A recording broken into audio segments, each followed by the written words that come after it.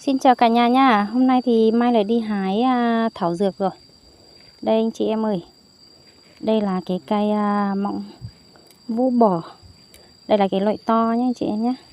Đó. Quả của nó rất là đỏ. Đấy, đỏ chót như này. Đây là cái phương thuốc để đi chữa trị. Anh chị em nào cần thì alo cho em nhá. Đấy, cái loại đỏ và cái loại bé chị em ạ. Đấy, quả rất là tuyệt vời luôn nhé. Chứa cho những các bác nào mà chúng ta có bị trĩ nội trĩ ngoại hoặc trĩ loài giòn này. Đấy, rồi lại chứa về sinh lý này, bộ thận bộ dương nữa nha anh chị em nhé. Nên là các anh chị em nào cần thì alo cho em nha. Đấy, trời ơi, đi trên này thì rất là nhiều con muối chị em ạ.